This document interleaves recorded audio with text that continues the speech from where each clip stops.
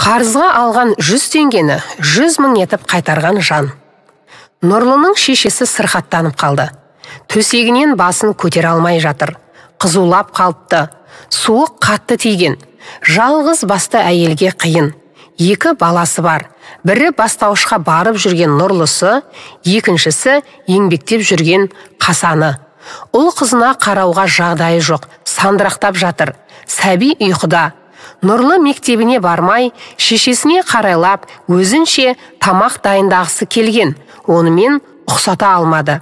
Дәрі іздеген, оны да таппады. Үйде ештеңе қалмапты.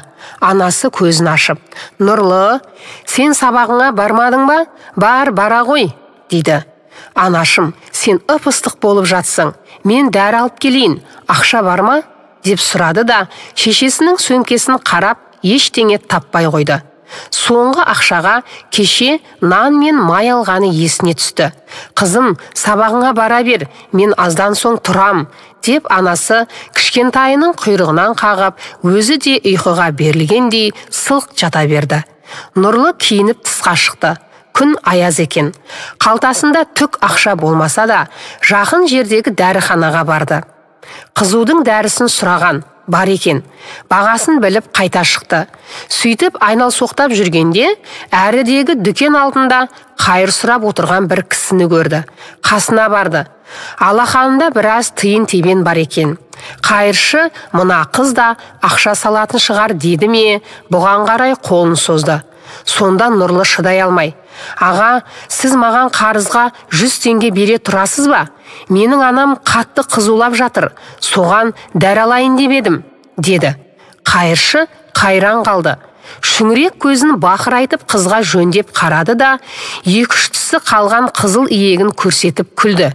"Менен қарызға сұрап тұрсың ба? Сосын оны қашан қайтарасың? Қалай қайтарасың?" Нұрлының көзі ақшада. "Мен шын айтам, сізден алған 100 теңгені 100 мың етіп қайтарамын. Есімім Нұрлы, ұмытпаңыз". Қыздың бұл сөзін естіген қайыршының жүзіндегі күлкі сап тыйылды. Қыз балаға қайран қала қарап, жүзіндегі күлкі мейірім шуағына ұласып, кішкентай алақанға ұсақ тиын тебен ішінен 100 теңге алып ұстатты. "Қызым, анаңыз жазылып кетсін, ал бұл ақшаны қайтарамын демей-ақ қой. Сенің мені адам деп сұрағанының өзі неге тұрады?" деп көзі жасаурап қала берді.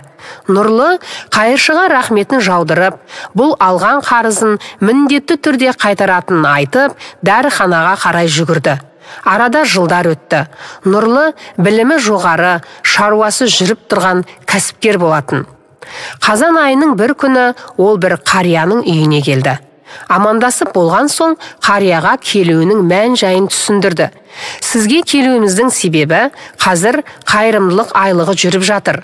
Мен кәсіпкермін. Осы ауданда тұратын бірнеше үлкен кісілерге аздап қол ұшын бергім келген. Сөйтіп сізге мына аздаған ақшалай көмегімді берейін. Әрі сізге бұл қаражат ем-дом немесе бір жаққа барып демалып қайту үшін қажет болар", деп ойладым. "Осылай көмектесіп тұрамын ғой", деп үстел үстіне белінде 100 мың деген жазуы бар бір бума теңгені қойды. Қария қыздың жүзіне аңдай қарап қалған. Қыздың көзін бір жерден көрген сияқты. Есіне түсті.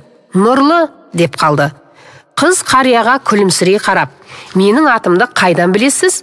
Мен өзімді таныстыруды да ұмытыппын", деп ұялып жатыр. Сонда қария: "Біз таныспыз ғой. Қызым, сен ол кезде кішкентай болдың. Шешеме дәріге деп менен қарызға 100 теңге сұрап алғансың. Және сол ақшаны 100 мың етіп қайтарамын дегенсің".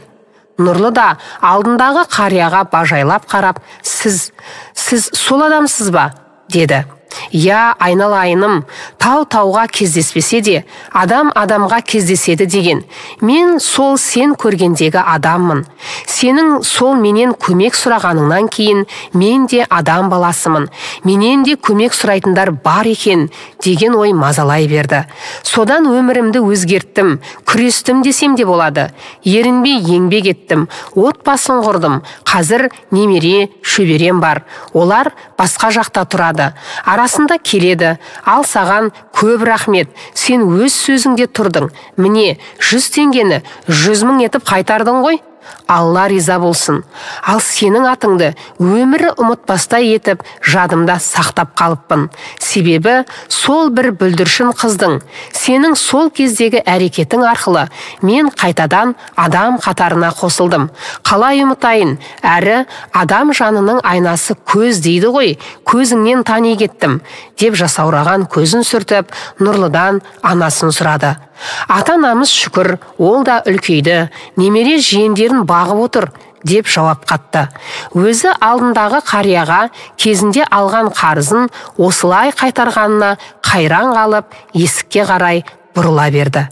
Мұнайдар Балмолда.